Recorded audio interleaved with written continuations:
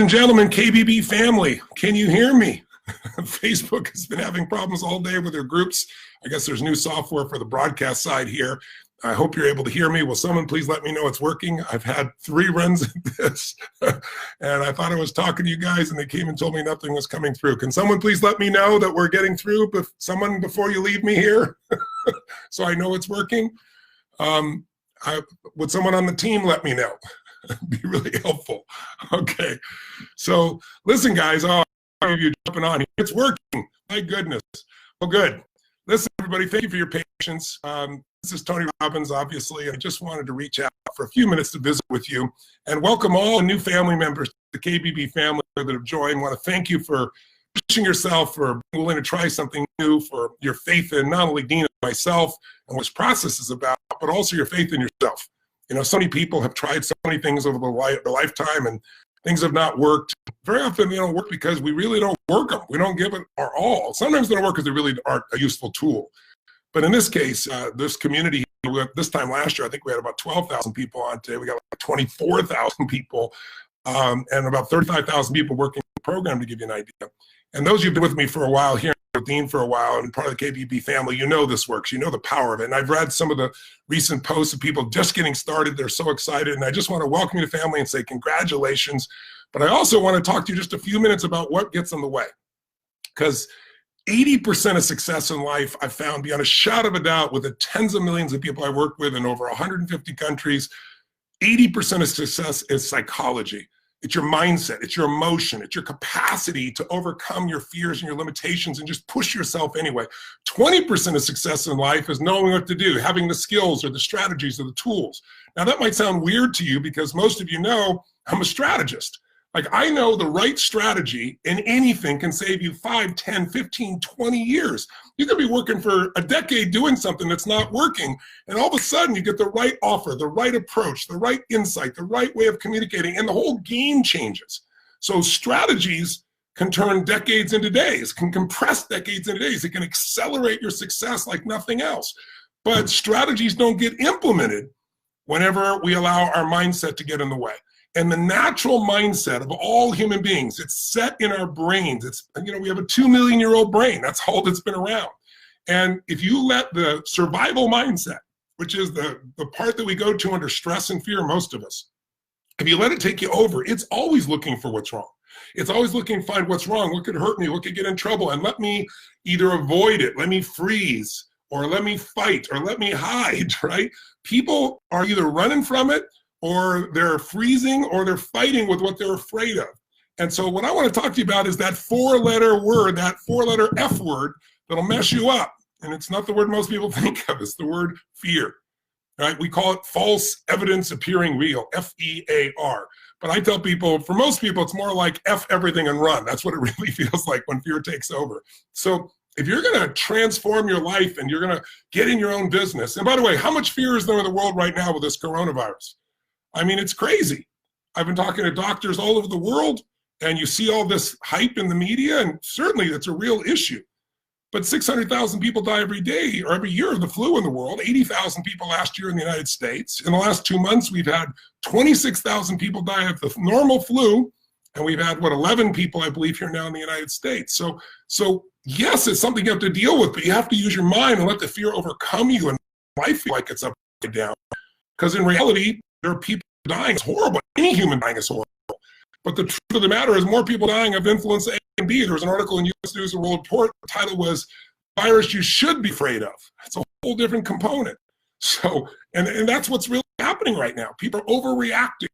And so if somebody's elderly, if somebody has pre-existing, respiratory conditions, something to be concerned about, you notice that the whole world is freaking out. In San Jose, California, one person passed away, was 60 years old, has no connection to China by the description of CDC or NIH, has no connection to anybody that they know of that's had the virus in any way, but she has the virus. Well, you have tuberculosis in your body, you have strep in your body, you have all kinds in your bodies, but it's not manifested. So the point is, you don't need to overreact. Yes, you need to be intelligent, not overreact. And when it comes to a business, what crushes you, what keeps you from having what you really deserve, is this capacity to understand the truth. The truth is, when you're doing something new, it's not going to be perfect. And if you're trying to be perfect, if you're putting pressure on yourself that you have to get through everything in the short order and be the master of the universe, you're not going to probably take much steps. You're going to take 2 steps forward and 1 step back, or you're not going to take any steps at all. So I think it's really important to understand that Dean started out with nothing. I mean, Dean's done over $1 billion in business now, and the businesses I'm doing over 6 billion a year in businesses. It's a combination of all my companies together. But that grew from literally nothing. It grew from the exact process that you're about to begin, self-education. It is an incredible power, my friends. But if you're judging yourself constantly about how well I'm going to do, you're never going to get started. So I'll just say this for starters. Please, for your benefit, if you're brand new, especially if you're absolutely brand new, that's what I'm talking mostly. The rest of you have done this already. Get yourself into that first module right away, because it's all about mindset. Don't be afraid of like, oh, it's overwhelming. And you don't have to do it all at once. I'm a crazy mofo. Some of you are like me. Some of you are going to go, I'm going to do this day and night for the next 2 or 3 days of this weekend. And I'm going to go through the whole thing one time. Then I'm going to go through it a step at a time. That's how I do it. But it's just as easy to say, look, I'm just going to do 1 module a day, or I'm going to do 1 module a week. It really doesn't matter the tempo. What matters is there's consistent progress. By the way, my friends, do you know what makes you happy? People always now ask me, Tony, you travel over the world, you work with tens of millions of people, you've dealt with people that are happy and sad, people that are frustrated, overwhelmed, people are excited. What's the difference? What does it take to be happy? And there's one word that'll make you happy: progress. Progress equals happiness. See, if you're massively overweight and you don't do anything, you're going to get more and more frustrated with yourself. But if all you did is make a little bit of progress, not even lose weight, you're just starting to work out a little bit, 20 minutes a day. After about a week or 2 of doing that, if you keep your word with yourself, you're going to start to feel progress. You're just going to start to feel stronger. You're going to feel healthy. You're going to start to lose a little bit of weight. And progress is what drives us forward. And so we designed this program so you can make continuous progress. And we designed it so that we ask you questions so we know you're really getting it. And we keep feeding it so you can get to the level where you want to be. So it doesn't matter where you're starting, my friends. It matters where you're going to end up. And it doesn't matter the tempo. It matters you make progress each day. So either just a little bit each day or each week, whatever you got. Because, people tell me all the time, I don't have time to do this. It's like, when I'm starting my business, I know it's like I was walking uphill both ways through the snow as a child to school. You know that whole story. But it's the truth. I was working all day long. I did my 9-to-5 job. And then I started my real job, which was 6 to 2 a.m., right? And that's like, those hours are priceless. Now, you don't need to do this. You could do this on the weekend. You could do this a little way, but you got to get into it to create the momentum. Make sense? And so I want to talk to you just a little bit about what do you do to kind of train yourself, to train your mind, because I didn't just start out this way. I read a series of books. I'll tell you the first book I read when I was just struggling. My father and my mother fought like crazy. On Christmas Eve, my mom, my dad left, and then my mom chased me out of the house with a knife. She wasn't going to kill me. I knew that, but I wasn't going back in there. And I slept the first night literally on this hilltop, and then it rained, of course. And then the next day I slept in the laundry room of a friend of mine.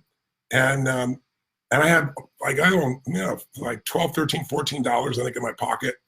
And I took the one bus, was really cheap, to a place called Claremont, California. And I went to this bookstore because I thought I got to feed my mind. Because see, fear is automatic, right? It's built into us. Again, it's this 2 million-year-old brain that's always looking for what's wrong. And so I thought, I got to feed my mind. And so I went to this bookstore, and this book jumped at me called, Magic of Believing, by Claude Bristol. And I read this book cover to cover, and it taught you how to condition your mind. And it talks about this idea of incantations, this idea of not affirmation, like, oh, I'm happy, I'm happy, I'm happy, and your brain goes, BS, I'm not happy. But using your whole nervous system, saying every day and everywhere, I'm getting stronger and stronger. And I would do this stronger and stronger, happy and happier, more and more grateful. I would do this for hours while I went on miles of walking. And I would literally just do it over and over and over again until there was so much certainty in my body. There was more certainty than the fear. But I think the real thing that helped me, and I think will help you, is if you have some fear, no matter where you are in the process, you're about to do your first program, you haven't even started the program, and it's kind of getting in your way. Turn fear on itself. I started to realize, I think I'm more afraid of having a life that isn't meaningful. I'm more afraid of having a life where I'm not doing anything that's useful for others than I am of not looking good or failing or not going well. And some of you know, I think I shared maybe on our broadcast, but my first event, I really learned all this material. I studied Jim Rohn, I read all these books, and I was like, I want to help people like many of you. And I didn't have a KBB program to guide me.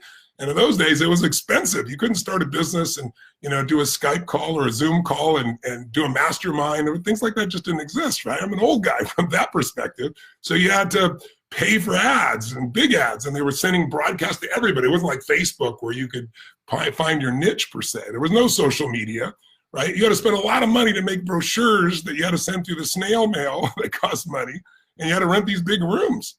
And so I rented this room, I'll never forget it, the LA Hilton Hotel, downtown Los Angeles. I was on fire, and I ran all these ads, and I spent all this money, more than I had. And I was like, I'm going to help all these people. And I rented a room for over 500 people, and I thought, they're all going to show up. It's going to be to the brim with all this advertising I'm doing, and I'm offering this for free. There's no charge. And guess what? 7 people showed up, right? And it's not like 7 people showed up for a Zoom. That's cool, right? You got no downside that. Now you help those 7. And they were all spread out across all different parts of the room. And so I called everybody to the front row. I said, come on down here, right? And then I went like there was 500 people, and I added so much value to them. I think I crushed them. But the people became my very first clients. And then I just built from there. Well, today, as you know, when you go through the KBP program, we're going to not only show you how your mindset and your skills, and we're going to show you the marketing, and we got the software. I mean, it's a different game today for you. You don't have to do the crazy Stone Age stuff that Dean and I did in the early days. But the same things get in the way, though, and that's your fears. Because everybody's got them. I don't care how strong you are. You might call it concerns. You might call it hesitancy. But you and I both know fear shows up if you're human. It's just the way it goes when you're doing something new. So let me give you the first important key on handling the fear. Because people ask me this question all the time. They go, Tony, how do you get up there and do a seminar and have, 10, 15,000 people, and you're there, 12 hours on stage a day, you don't have any notes, and aren't you afraid? Aren't you concerned? Well, first of all, you got to understand, anything you do enough, you're going to have no fear in, right? Tying your shoes is confidence. Most of us can do a pretty good job of that, right? Tie your shoes and think about other things simultaneously. You do it so often, but in the beginning, it took all your focus and attention. It seems so hard, but then it gets in your body. And so, obviously, having done tens of thousands of interventions and, seminars and events and podcasts and all stuff over, 40 decades plus, my 43rd year right now, obviously there's not a lot of fear. I can still show up. Like I can have, I remember when I had my dear friend Steve Wynn, who built most of Las Vegas, show up to my business program, Business Mastery, and he sat in the front row, and I thought, I'm not really very fearful, but I'm feeling uptight here. Like, what do I teach this guy, But I actually, it was 2008, and I really helped him immensely. I helped him, he made some decisions that changed the direction of how he was going to deal with that really tough financial time. So I just want you to know, everybody gets it. That's number one. But the way out of it, stop thinking about yourself. See, if you're not thinking about yourself, if you're not thinking about how am I coming across, if you're not thinking about how am I doing all the time, when you do that, you go in your head. When you go in your head, you're dead. What I mean is the human mind will always, if you're thinking about you, it'll always find something, some flaw, some challenge. My obsession, and I want to invite you to make this your obsession, whether you're getting up to do your first mastermind or you've done many and you want to do more, or you're just getting in the course, is to know that the secret out of fear is to focus on how to serve, not to focus on yourself. See, if you're not thinking about yourself, there is no fear. I'm out there in the audience. I call it uptime. Uptime means that I'm thinking and feeling what they're thinking and feeling right now. And I've done enough preparation in my mind. I've done enough of loaded my brain with good content. I've got an outline of where I want to go. Many times that outline changes completely because I'm so into this audience. I'm focusing on how can I serve them. I'm thinking about what I want to share with them, something I feel so passionate about that I know will make a difference for them, and I'm connected to that in my heart, not just my brain, but in my heart, so that when I speak, it has a different level of passion, aliveness, energy, focus. I didn't write out these words, right? It changes when you're with the audience. So when you're in uptime, when you're feeling everybody, and you're out there with them, and your whole focus is on serving them, it's amazing. There's a part of your brain called the reticular activating system, the RAS. It determines what you notice. As an example, if you've ever bought a certain car or an outfit, and then suddenly you see that car outfit everywhere. Well, those cars and outfits around before? Of course they were. But now that you own one, that outfit or that car, you see it all the time because your RAS, the reticular activating system, says this is important and notices it. So like if you set a goal that says, I'm going to, master real estate investments, and I'm going to teach that to people. And then you're in Starbucks, and you've really thought about this day after day. This is my goal, this is my focus. The brain goes, this is important. Now there's a couple or two people like 5 tables over, and the noise is loud, and you'll hear them talking about a real estate deal. Part of your brain literally becomes conditioned for it. So what I really want you to do here is, I want you to realize that our process is about conditioning the mind and the emotions so you do things. Now, I want to give you a simple distinction. Stop thinking about you, over-prepare for them, and just know that you're not going to be perfect. There's no way. What many of you would consider to be failure, I call a speed bump on the way to success, because I know that as long as I learn something, it's not a failure. Those 7 people showing up in the room of 500, it was painful, it was expensive, but it was my beginning. And I had enough drive not to give up. Because if you will persist, if you will immerse yourself in these things, and if I were you, I'd do the KBB program more than once. I know many of you have done it 2 or 3 times. It's just like anything else. You know, my original teacher was this man named Jim Rohn, and he used to say, repetition is the mother of skill. In other words, repetition is the mother of mastery. If you don't dabble, you got to just keep sinking it in. The first time you hear something, read it, you kind of understand it. If you do it again with emotion, you get excited about it. You do it multiple times, it becomes a part of you. And it's like, I used to beat myself up because I'd go to a seminar, I'd read a book. In those days, a seminar too, was really expensive for me. I'm making those days $35 a week as a janitor. And like, you know, an audio tape program of 6 cassettes used to cost like $300. And I'd go buy one. So it's weeks and weeks worth of work. But what happened was, because I spent so much on it, I listened to it again and again and again. And now, in this stage of my life, you know, I work with some of the greatest athletes in the world. I've worked, you know, for 5 years, during the 5 years that the Golden State Warriors were running. I own, you know, a portion of the LAFC soccer team. We had 2 best seasons, opening seasons in the history of, you know, Major League Soccer here in the United States. Conor McGregor is my client who I just worked with, who just won his fight. I've worked with, I could go on and on. I got 4 NBA championship rings. I've got an NHL championship ring from teams I work with. What have I learned from all that? I've learned that what makes somebody absolutely extraordinary is what you don't see them do. If you look at LeBron James, who just dominates the court, right? Or you look at somebody like Steph Curry, I've had the privilege to get to know and work with. These guys, Steph doesn't make those half-court shots by randomness. Michael Jordan didn't become Michael Jordan by randomness. It's because even during the offseason, he worked out 5 days a week. He made sure he shot at least 1,500 shots. He had to make at least 500 of them in order for his nervous system to be trained. So I always tell people, if you see people being rewarded in public, they're being rewarded for what they've practiced in private over and over and over again. And even if you got another job or 50 other things, and you're only going to do this part-time, why not turn your car into the University on Wheels and do the audio portion there? By the way, I've also given you, and I did this last year spontaneously, I read people's comments like I've done here, by the way, I'm seeing them going by real good. And I'll read them all afterwards as well and get as good scanning. But what I'll tell you is, I brought everybody and I said, listen, what I noticed flopping you most is psychology. So I gave all of you as part of this program, my Ultimate Edge program. We gave it as just a bonus, but you got so many things you may not have noticed. And that's an audio program that I designed that's the most successful personal achievement program of all time. Literally tens of millions of people have utilized this for success. And it allows you to listen like 30, 40 minutes a day, each day while you're driving in your car, while you're working out, while you're cleaning the house, and you use what I call net time, no extra time to train your brain. Because you're going to need that as much or more than you're going to need any of the skill sets we're going to teach and make it happen. Now, some of you, by the way, I'm talking to, you know, to the crew that already has it. I'm talking to the pews that already are full. You already are doing this. You're already making it happen. But this is what you really need to remind yourself in those times when things do show up. Because everyone hits what I call the threshold of control. In fact, if you want to be successful in business, you're not going to succeed on a large scale until you face the threshold of control. And once you face it, you'll face it again and again, but it'll become an old friend because you'll keep growing. What's the threshold of control? It's where you get to the edge where you feel like you just can't do it. Like if I put a dot in the middle of life and I go, this is a problem. And if you have a comfort zone that says, that's within the things I know how to deal with, you'll handle it. But if this is the circle of what you can deal with and the problem is way out here, it feels out of control, like I don't know what to do. So what we have to do is we have to learn to take where our comfort zone is and expand it. And the only way that happens, quite frankly, in most cases, is you face a real challenge. So I'll give you a metaphor. Have you ever gone skiing or snowboarding? And most people that ski are terminally, intermediate. They get to a certain level they're okay with and they stop really growing.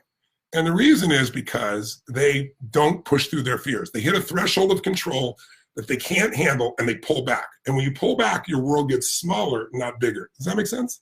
So if you've ever, let's say you're an intermediate skier and you're going down a nice green, easy, or blue slope, and you miss the wrong turn and you hit a double black diamond, and your whole nervous system goes, oh my God, I'm gonna die, I can't do it. But you can't go back, there's no place to go back, it's up, and you have to go down. Now you got two choices. One is you start to ski, you gotta control, you look over the edge of the cliff and you freak out and slam yourself against the hill and hang on for dear life to try to survive. And the people like that will never really learn to be extraordinary in skiing or snowboarding. And then there's the other person that says, you know what? If I look at what I'm afraid of, I'm going to stay afraid. I'm never going to master this. And so they focus not on what they're afraid of. They focus on where they want to go. And they just completely block out as much as they humanly can, even though the heart's beating like crazy. And they focus on where they want to go. And of course, wherever you focus, that's where your skis go. And so they go back and forth and they learn how to carve. Well, for me, I can remember, being up in Vancouver, British Columbia, Canada. And I can remember being in a place where it's like, I hit my threshold of control. I was beyond what I could handle. We had literally no money left. Some people that I was working with stole money from me. I was brand new in business. I didn't have the details. Things were on a handshake. And I had no capital, no way to do anything. And I'd broken beyond my threshold of control. There was no way to figure it out, but I did. I'll give you a fun story, quick one. So I go up to Vancouver, British Columbia, Canada, and I'm going to do my first seminar. This man invites me up who's going to promote me and fill the seminar, guy that stole money. And I get on a radio show, which launched my career, and help take on people who are having real challenges. And I say to everybody on the radio, I don't care what your challenge is. I don't care how many years you've had it. Come see me. I'll handle it in 1 hour or less because I'm the one-stop therapist. Now, I get all these phone calls. Can you do this? Can you do that? Can you do this? I'm yes, of course. Yes, come. I'll handle it. And then I get this call from this guy on the radio attacking me. I'm a psychologist, you're a liar, people like you should not be allowed on the radio, it's impossible to cure phobias, in an hour, it can take 7 or 8 years or 10. And so I said, sir, are you a scientist? He said, of course, I'm a physician. I said, well, scientists would never make any assumptions. I said, you've never met me, right? Never met my clients. So I said, you're making assumptions. You must be stating your hypothesis since you're a scientist. Your hypothesis is, I can't do this, it's not true. But I said, if you're truly a scientist, you have to test your hypothesis, right? Yeah. And I said, well, great. I said, I'm doing a free guest event at the Holiday Inn tomorrow night. Anyone listening can come for free. And I'm going to do a demonstration of this. I said, give me one of your own patients. I said, I'm sure you got somebody that's, you haven't been able to change. And he goes, well, we all have people like that. I said, I haven't found any. Of course, I'd only done like 4 therapies at that point, but I had confidence, or at least was pushing myself. And so long story short, I got him to show up at this event. And instead of having 7 people show up because of the conflict, people on the radio show wanted to see this. And so we had standing room only. The place was just blocked out, people standing along the walls of the apartment, and they would shut us down. And I'm looking at this person, it's like, okay, I'll be there. He's just like really intense guy. He'd been working with this woman who has snake phobia for 7 years. I said, bring her down. It should take me 30 minutes or so, or 10 or 15 minutes, right? And he goes, down. So long story short, true story. I stand up as I introduce myself. Hi, I'm Tony Robbins. I'm here to share with you tools that can help you change things in minutes you thought would take months or years. And then all of a sudden, the side door bursts open. I've been looking at this person I thought was like a tall, big man with a voice like this. There's a big guy with a scared woman on his arm. Right? No one met that condition. So I say, my name's Tony Robbins. The side door bursts open like a movie. And this little guy walks up to me while I'm standing on the stage with this woman wrapped around his arm. He goes, here is the woman. And so I bring the lady up and I say, ladies and gentlemen, I said, I'm here on the radio the other night. I said, this is the woman in question. I said, ma'am, you have a snake phobia? She goes, yeah, how do you feel about snakes? And I yell snakes and I get really intense and she freaks out. And if you've ever seen a phobia, they freak out. And so then I pulled out a live snake, a little gardener snake, not a big deal. And she really freaked out. So I worked on her. It took me about 15 minutes at the end. We wrapped the snake around her using a simple NLP technique, neurolinguistic programming. It became my calling card. And then all of a sudden, I was trying anything. I pushed through my threshold of control. Do you follow more than I could handle? Then I get a phone call. And then the next thing I know, I'm doing these free guest events. I'm trying to show people what I can do. And this man comes up from Canadian Immigration. And he comes up and he says, hey, he said, I'd like to meet you tomorrow at 5 o'clock. I said, well, tomorrow the seminar starts, at 7. He goes, I know, it won't take long. You just meet me at 5 o'clock. Here's my card. He's from Canadian Immigration. So I'm a little concerned because I got to be on time for the seminar. And I get there, true story. And the man makes me wait for another 30 minutes. It's 5:30. I'm still sitting in the place freaking out. And he says, I'd like to see your work papers. And I said, what's a work paper? He goes, your working papers to be in Canada. I said, well, I don't know what that is. He said, well, not understanding law is not an excuse for it. He said, if you don't have working papers, you're stealing Canadian jobs. I said, wait a second. You got Canadian firewalkers here? I'm doing a firewalk. He goes, it doesn't matter. You're doing NLP. There are other people in NLP. And there were people there that had little events of like 25 people. And I got 500. And they called and said he shouldn't be allowed to do this. So they told me they're going to shut me down. And they said, if you start to do the seminar at the Holiday Inn, he said, we will close it down and we will put you in handcuffs and we'll export you back to the US. And I left there. Talk about threshold of control. This is a bigger problem than I've ever faced. I mean, I didn't expect this is going to be a problem. I don't know what the hell to do. But I was one thing that I know you are if you got this program, resourceful. Now, I hear people all the time say, oh my God, I don't have the resources. I don't have the money. I don't have the right people. I don't have the technology. I don't have the time. Everybody focuses on what they don't have. When I say, why'd you fail? They'll always give me this list of why they didn't succeed. But you know what's interesting? Resources are never the problem. A lack of resources is not the problem. It's a lack of resourcefulness. Creativity is a resource. If you're creative enough, you can come up with an answer. Passion is a resource. If you got enough passion, you can push yourself through. Determination is a resource. It's more powerful than almost anything else. If you're determined enough and you persist enough, you can figure anything out. I know you know that or you wouldn't be watching a program like this right now. So bottom line is, if you have the right emotions, you can solve things. Sam Walton built Walmart. They all said he was going to go under, but they didn't understand his ability to wake up his team and say, we're going to get up at 2 a.m., drive to another city, 2 hours, buy the cheapest stuff, drive back 2 hours, put on the shelves before we open in the morning, have the cheapest prices in town. That's what took him from a guy that wasn't supposed to survive to the biggest retailer, external retailer outside of Amazon on earth, right? So breaking through the threshold of control, how did I do it? I just got resourceful. My team said, what are we going to do? And everybody said, we got to shut it down. I said, no way. I said, I can't do it in Canada. How far is the closest city in the United States from Vancouver? And they said, well, just, I think it was Bellevue, Washington, if I remember right, just across the border, we have this little town. I said, see if there's a Holiday Inn. There was a Holiday Inn. I said, let's call a Holiday Inn. Let's swap for that room. And I said, go get me 5 buses. And I'm going to announce to everybody this is a traveling seminar. And this is a true story. And I'm going to jump on the buses every 15 minutes and keep people in state while we drive over. And it was supposed to be a 20-minute drive, or that's what I was told. In a minute, when the Holiday Inn was up, there was a bar mitzvah or wedding right next door. So it was so loud you could barely hear me. I said, lie on the ground, close your eyes. I'm going to give you a deep hypnotic trance. We did that 4 days and nights, and I lost only 6 people. I pushed through the threshold of control. Do you follow me? I can remember coming back to my office. I had 15 people about a year later, and I'd hired a new person to help run the show. I was on the road, and the person was really mean to my people and emptied their bank accounts, paid herself and her best friend, and my staff showed up and said, we can't stay. We love you, Tony, but you can't stay if you have her. Found out she'd emptied the bank accounts. I needed $50,000 to keep the doors open. $50,000 would be like $5 billion to me today. And guess what? I figured it out. I did everything I could. I called everyone. I finally found this man I'd helped who had done, he was a stunt man in Hollywood. He'd only gotten 1 job before I met him. After I got him, he got 12 jobs in a row, made a ton of money, and become a star stuntman. And so I called him up, said, I want to have dinner with you, had dinner, and I told him the whole truth. And I said, I need $50,000 to keep the doors open. I said, I really want to borrow 50. The only person I know is probably has $50,000. I can't tell you how I'm going to pay it back, but I'll tell you, you can trust me. I keep my word. You owe me $50,000. I kept my word. I figured it out. I turned the business around, gave him his money back, of course. And then about, I don't know, maybe 5 or 6 years ago, I thought about this story. I was sharing it with somebody. And I looked him up because he never reached back out to me again, and thanked him again, gave him another $50,000. It was a total surprise just for fun, but broke through the threshold of control. I could go on and on. I can remember when I had a company with a group of supposed billionaires, and one of the guys, billionaire family, but had no money.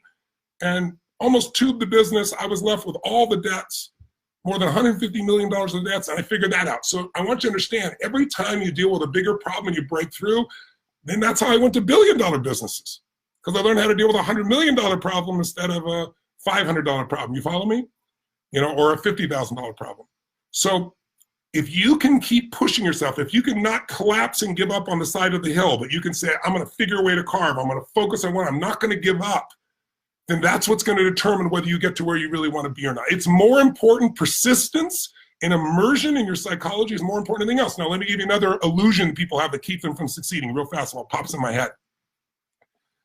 People say to me, well, I'll do this when I feel ready, or I'll do this when I feel stronger, or I'll do this when I feel more comfortable. If I waited to do things until I was comfortable, I wouldn't do shit, right? Because most of what I've done in my life was not comfortable. Now it might be comfortable now, years later, decades later, but in the beginning, are you kidding me? To walk out, I remember trying to do Date with Destiny. The very first one I did was like 38 people in my home, and I was super stressed out. I can remember we went to 50 people, to 100. I thought I could never do more than 100 at a time. Now we have 5,000 people at Date with Destiny, and it's a piece of cake, and I'm able to deliver at levels I never dreamed of. See, don't judge yourself too soon, my friends. If you wanted to become a medical doctor, you'd pay a fortune to go to school for 4 years. Then you go to medical school. Then you go and, you get to be, low man on the totem pole, right, as you go through and work, at a hospital as an underling, so to speak. And eventually, you maybe have to spend a lot of money. You don't have to open an office if you're going to operate in that place. I mean, it is full of years, 8, 10, 12 years before you're really seeing any kind of rewards. And here you could start to enter a professional business with a matter of weeks, and you're going to make mistakes, but it's not going to be life and death. Just remember, nobody's perfect. What people are looking for today is what's raw and what's real. I'm not sitting here with a script that I'm reading, trying to figure out what to say to you. I'm trying to put myself in your shoes based on the things I've read you guys do and say, I love you. I've got the experience. Let me show you what to do. And this is what you're going to do for people in the area that you're good at, whether it's learning how to cure acne off your child, or how to end a relationship or a divorce that's still kind, or teaching someone who's a tax accountant how to do tax accounting the way you do that's so successful. I don't care what it is. We have 4,000 niches that we know about, and with all the new people, I'm sure it'll be 5,000 or 6,000 before the year's out. We're going to have so many new ways to help people. You got to stay focused on the mission. The mission will get you over your fear. You got to stay focused on helping. You got to stay focused on what you're passionate about. And you can't wait to do things till you're comfortable. Some of you know every day, I did it this morning as I do every morning. If I'm at any of my homes, and if I'm not at a home, I try to find a place I can do it. But every morning I'm in any of my homes, I have these cold plunges. In my home in Sun Valley, I have the river. And all my cold plunges are 56 degrees. And of course, the river during the wintertime, I walk through the snow and it can be 42 degrees. And what's the first thing I do? I jump in that thing and I literally immerse myself in freezing cold. Now, I do it for 2 reasons. Number one, it's unbelievable for your health because it stimulates blood through every ounce of your body. And it is not comfortable, but when you get out, it feels like $1 million because you feel so alive. But I can tell you honestly, there's never been a day, I can't remember one day where I was like, oh, I can't wait to jump in that cold water. Never, never. So why do I do it? To train my brain that I don't negotiate with myself. I don't go, well, maybe we'll do it tomorrow, or, maybe in an hour. Or I don't stand there and go, not yet, soon. I just go. And I train my brain. And when I say go, we go. And I've done that so many times with things that are difficult, that when something difficult comes up in business or in life or in family, my brain doesn't freak out. It goes, we're going down that double black. And by the way, we're going to find the way down it. When we get to the other side, we can help other people get down that double black. We can actually enjoy what other people feel challenged by. Does that make sense, my friends? That's really what this is really all about. And if you're going to train yourself, stop saying I'm doing when I feel like it. I do when I don't feel like it, always. And if you make that your habit, because you got to understand, fear is a habit. So is courage. So is courage. Courage doesn't mean you're not scared. Courage means you're scared, but you do it anyway. That's what makes you courageous. If you're not in any fear, there's no courage involved. Courage is I'm scared shitless, but I'm going to push myself. And if I keep pushing myself, eventually I won't be fearful, or at least the fear will be very, very small. So focus on giving. Focus on what you're passionate about. Focus on there are people that need something you have, because they do, my friends. If there's a little bit of knowledge, see, we're talking about specified knowledge, specific knowledge, not general education. Hell, you can Google anything general today. Well, we want to know specifically how to help people in a specific area.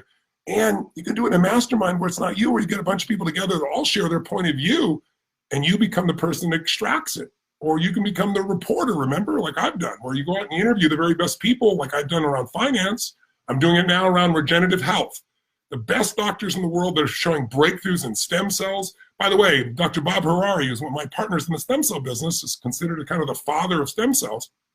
He's the guy that 28 years ago, I think, he did treat whole rats, and he gave them young rats blood, and their hair turned from gray back to black. Their muscles got stronger. They literally became younger. Then he took these older rats and put their blood in young rats, and they aged.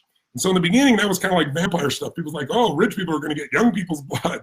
But that led to discovering stem cells. And by the way, in China, there's 3,800 coronavirus deaths in the world. Remember, 600,000 people on average die every year of the flu around the world. And it's in every continent except Antarctica, all the same language you hear about this. But guess what? Of those 3,800, 2,800 plus are people from China. And the people that really are having or dying are the people that have real respiratory challenges, usually. Elderly people in those positions. And the one thing that's helped them, was just reported, in fact, maybe we'll put a link up here for you later on so you can see about it, is that it's the ones that have been using stem cells.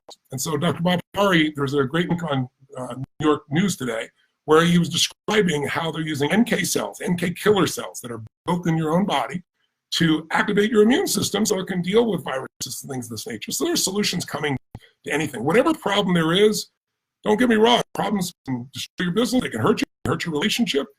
But if you're proactive and you take care of yourself, most problems, not all, can be solved. If a human created the problem, a human can solve it, right? And that's the nature of how we operate as people. So focus on the giving, focus on training yourself to do whatever it takes. And I would really encourage you to use the Ultimate Edge program.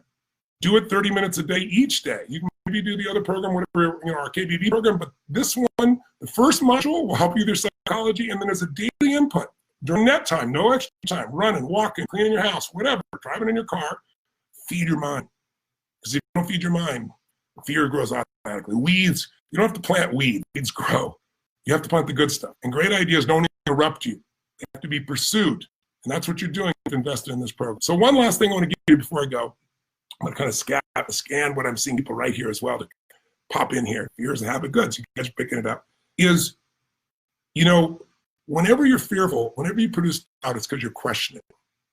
And there's a time for questioning, and there's a time to stop questioning. Like, what if I fail? What if it doesn't work? What if I try it and then I lose out? What if? All those what ifs, they don't move you forward. And the only way you're going to find the truth is you may fail. You may succeed the first time. Speed up on the way of success. You want to push yourself. You want to keep pushing until you find the answer. It's like there's a gentleman, I talk about this in my business mastery program sometimes, but there's a gentleman named Mel Fisher. And Mel had this idea that he's going to find this Spanish galleon that he read about that was lost at sea in, I think, the 1600s and is supposedly filled with all this gold. He spent 16 years looking for this gold. There was no real map. He had ideas of where it was. He went and tried. He raised money. Can you imagine spending a year of your life every day going out on the water and finding nothing? He's been doing it for 2 years and wasting all the money of all the investors and trying to go convince people you can still find it. Can you imagine keep doing that after 4 years? Can you imagine after 10 years? After 10 years, who's going to keep going? Mel Fisher. 16 years, he found $500 million worth of gold. $500 million. Now, you can't live on that, but it gives you a good start, right? Most of you know Walt Disney, right? Near bankruptcy multiple times. Ted Turner, great CNN, went bankrupt once, almost went bankrupt 3 other times. These guys just picked themselves up and kept going. There's very few humans who do it, but if you're one of those, and my bet is you are, you wouldn't be on this broadcast, then just keep going. Keep feeding your mind and keep testing and trying. Whatever happens, just learn from it, learn from it, learn from it. But here's the questions that most people have. Think of it this way. Every one of us has decisions we're making. And there are 3 decisions you're making every moment of your life. And I teach this in my seminar, but I want all of you to hear me now. There's 3 decisions you're making every moment. The first decision is, what are you going to focus on? See, whatever you focus on, you're going to feel. Even if it's not true. If you focus on, oh my God, I'm going to fail, you're going to feel like a failure, you're not going to go through it. If you focus on, oh my God, I'm going to touch so many lives, it'll probably take longer than I think. I always tell people, most people overestimate what they can do in a year, and they underestimate what they can do in a decade. And in my case, it's been 4 decades. So you can't believe the compounding impact of continually learning and helping people, what it creates. It's insane. You start with nothing, just like compounding dollars, and it becomes huge. But in order to get yourself to do that, you got to focus on what empowers you, not what disempowers you. And it's really hard because today the news rattles in your pocket. It chases you. It's all around you. Or someone in social media is telling you something. People send me videos, smart people from people saying this is the end times for humanity and that this coronavirus is going to destroy us all. They said the same thing about SARS. They said the same thing about Zika. They said we can go on and on and on through time. The bird flu. We're still here, right? Doesn't mean you shouldn't wash your hands 20 minutes multiple times a day or be smart, but you don't shut your life down because of it. So, but if you focus on what you fear, that's all you live. So here's 3 things we focus on. I'll give you a quick test, okay? The first focus people have is, we all do both these, but I want to know which one you do more. First focus is, do you focus more on what you have in your life, what you already have, or do you focus more on what's missing?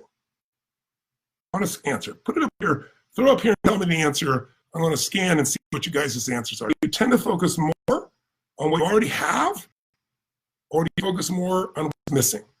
Let me see. Pop them on there for me if you don't mind. I'm seeing a few of them now. Here we go. Yeah. Oh, yes, the alt edge is out there. You guys, it's part of this program. Good. So whenever I do it in a big audience, 10, 12, 15,000 people, I've won last year 35,000 people in a football stadium. 90% of people, 89% of the people are focused on what's missing. And it's kind of the achiever's curse. Like, knowing what's missing may give you some drive, but if you never focus on what you have, you don't feel gratitude for what you have, how are you ever going to stay happy no matter how much you achieve? See, there's a time to focus on what's missing. For a brief time, so you say, what do I need to improve? And then let the hell go and focus on what you have and let that give you the energy and the power. Do you have love in your life? Do you have a friend? Do you have family? Do you have health? Do you live in a free country? I mean, there's so many things that could give you joy and energy and gratitude, not being a positive thinker, just being honest and intelligent. But the human brain, the 2 million-year-old brain, the survival brain will make you look at what could go wrong, it'll freeze you, or it'll make you angry, it'll make you fearful, it'll make you blame others, it'll make you blame yourself. See, you got to develop the habit of focusing on what you have. And one of the ways I do that, it's the most simplistic way is each day I make a little list. If I get stressed, I stop and I make a list. What's magnificent in my life? Oh my God, I have the love of my life and my wife. I have the most amazing children. I have 4 grandchildren, a 5th one on the way. I have a mission that I love, right? I have friends that are extraordinary, right? I have my health, my vitality, and my strength. And it's just like you start stacking, because most of us, when we overreact, it's because we stack the negative. That's also what happens with fear. It's like, if you ever overreacted to your kids or to a dear friend, you feel bad afterwards. It's not because of what they just did. It's that it happened again, right? They keep doing it. First time, oh, it bothers you. Second time, 5th time, what are you doing? You get a little crazy. Well, we stack negatives till we hit a threshold, a negative threshold. But you can also stack positives. That's what I do when I make my little list of what's magnificent in my life. And I do it all the time. And many of the things, the first things come to my mind are the same things before, but they stack. They remind me. They trigger my nervous system and come back to reality instead of getting in my head. Does that make sense? Here's a second pattern of focus. There's 3 questions that we answer. First one is, what are we going to focus on? So some people focus more on what they have, some people focus on what's missing. Focus more on what you have, you're going to be more grateful, have more energy. What's missing should be a short, brief moment, almost schedule. What's missing? Let me figure out, and I'm going to make it happen. Second area to focus on. Do you tend to focus more on what you can control or what you can't control? What you can control or can't control? Where do you spend more of your time? Now, when I ask this of my audience, it's a little split, but it stands the link much stronger to what they can control. That's why they go to a seminar, because they're like, I'm going to go and learn all the tools to take control of my life. So it's different than most people. If you're focused on what's missing and what you can't control, how are you going to feel? Stressed out, pissed off, frustrated, worried, lonely, depressed. That's what happens if you're constantly saying, well, it's missing from my life and I can't control it. And we can't control everything, obviously, but we can influence it. You certainly can't control coronavirus or any other virus, but you can control and have an impact on your immune system. Being fearful, all science shows, depresses your immune system, so that's not helping anything. And running around scared not going to do it for you. So focus on what you can control, and sure enough, you're going to change the quality of your life. You focus on what you can't control and stack it with what's missing, not hard. I'm sure you met somebody. Well, before I tell you, I'm going to give you one more example of focus. And by the way, I can give you dozens of these. These are just 3 quickies that I like to use because they're so obvious. We all focus at times on our past, sometimes on our present moment, sometimes on our future. If I asked you, where do you spend more time, in the past, the present, or the future? Type it in. Where do you do it? I'll look real quick here. I'm trying not to look away at this because I'm staying with you, but I'm in uptime with you. But let me look here to see what you're saying. Focus more on what's missing there. I see you, Dave. I see Michaela. I'm trying to figure it out. Grateful, blessings. Stack the magnificent. Good, nice job. Antonio, feel blessed. Pam. Lily Piper Smith. Thank you. Thank you. Oh, so many beautiful messages. Thank you. So here's the bottom line. We all focus on past, present, future. When I go to my audience and say, how many of you focus on the past? It's usually a small number, because if you focus on the past, you probably aren't going to find tools to make your life better, because you can't change the past. Then it kind of feels overwhelming, unless the past was magnificent, in which case you're probably more focused on the present and future because you feel filled up. Some people focus on the present, which is where you're going to have control of your life. Future allows you to anticipate. If you're only in the future, you're stressed out, right? Unless you're making a really beautiful future in your mind. If you're only in the present, it feels good, you're not prepared. We need to put more focus on the present and future than the past. Know the past a little bit. So watch this. Just take 3 patterns. What if when someone has the habit of focusing on what's missing all the time, habit of focusing on what they can't control and what the past they've not done a good job with? They're going to be depressed. They're going to be angry. They're going to feel fearful. They're going to be worried. They're going to be stressed. Can you see that? It's like a program. It doesn't matter who the human is. It's like a program in your mind. It's going to take control. But think about this. If you've seen somebody, I bet all of you know somebody. I ask this in live seminars often. I'll say, how many of you know somebody who takes antidepressants and they're still depressed? And 98% of the room raised their hand from 50 different countries. Well, how could somebody take all the antidepressants and still be depressed? Because they haven't dealt with the source of the problem. All drugs will do is numb you, but if you keep focusing on what's missing, what I can't control, all the problems of the past, you're still going to be depressed or angry or frustrated. Does that make sense? So your focus going forward is to train your brain. This is what business is about. Business is the ultimate spiritual game. You say, what? Business is spiritual? Yes. Go to succeed in business. You got to learn to do more for others than anybody else is doing. That's what I'm trying to do with you here. There's no promise for me to be here today. I just want to support you. I want to support you that are in the game to go to another level. And if you're brand new, I want to support you getting started and making this thing happen. That's why I came by today. So it's like, I want you to have the victory you deserve. And the only thing that's going to stop you is that 4-letter F word, fear. And don't let it. Turn fear in itself. Decide, you know, I'm more fearful of not having a great life than trying something and not working. Of course, it's not going to work a lot of times. So I'm going to learn, I'm going to learn, I'm going to learn. It's not failure if I've learned. I'm going to focus on giving, adding more value than anybody else and getting better at that. And every time I get better, it'll get stronger. And I'm going to focus on what I have in my hands right now, this program, these insights, this opportunity to build something new. And by the way, the coronavirus, how great this business is, because you guys can do it by Zoom. You don't have to even do it live. You can, you know, one of our new people came on board and had, I think it was 7,000 people show up for his first event. I mean, I didn't do that. I don't think most of you are going to do that, but it's pretty amazing. Other people have had 7 people, but they've been enrolled them in an ongoing mastermind. I mean, you get to do this no matter whether people are home or not. What a perfect business for you in these crazy times. So get in the game. You can't win without getting in the game. Focus on what you have. Be grateful. Let that gratitude give you energy. Focus on what you can control and keep adding to your skills. Feed your mind. Add those components to it. Focus on the present, what you can do right now, and focus on the future, what you're going to do to make it happen. And put yourself in a place where you don't wait till you feel good to do it. Just do it and get yourself in some kind of daily discipline where you put yourself in a strong state. Maybe go on a run or a jog or lift some weights or jump in that cold water. Some little ritual that while you push your body really intensely, it pushes your mind. When you feel strong physically, you're going to still start feeling strong mentally and emotionally. Just remember, it's not about being fearful. It's about doing it anyway. Make sense? So use Ultimate Edge, feed your mind, go to that first module, my dear friends, get yourself started, Dean and I, in that area, and I'm going to see and notice all the messages you're putting here and see how you guys are doing, and we'll leave a few messages here and there for you as well. But we got the tools in your hands, and there are many people here in the Facebook group that are crushing it. They can share you done, and there are other people that are scared, but they're just getting started and they're doing good. So like there's every quality of person here to be able to learn from, but the most important person to learn from is you. And you learn that by getting in the game. It's the only way you win. All right? I don't know how long I went here. I hope I didn't go too long. Oh my God. I thought I was going to go 30 minutes. See, time flies when you're having fun with those you love.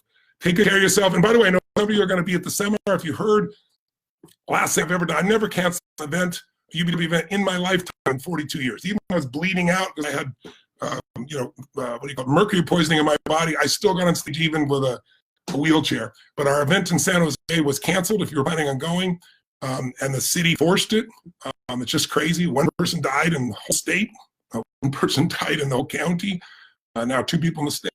And there's a crazy reaction we're dealing with right now. So we have to deal with what's there, and we've already complied with everything to make sure people be healthy. So you'll be hearing from us in the next day or two. We're going to reschedule the event. It's not quit, it's just postponed, and we're finding perhaps a location that can be done even quicker so all of you can join. And some of you I know will be coming there, and the immersion of day and night and day in this environment with a kind of energy with 12 or 13,000 people will blow your mind, and I really look forward to serving you then too. But whether I see you there or an event overseas, or I don't meet you in person, leave some messages here and tell how you're doing, because we're vested in your goodwill. We're vested in you succeeding. We're vested in you becoming a force for good. And whatever level, I mean, one person's help is worth the whole game, isn't it? And if you learn to do that and enjoy it and grow and earn a secondary income or a primary income or even more than you used to earn, wow, then this community can be just a beautiful place. I look forward to hearing the stories of your success. Love you all. Live strong, live with passion, without the fear. God bless.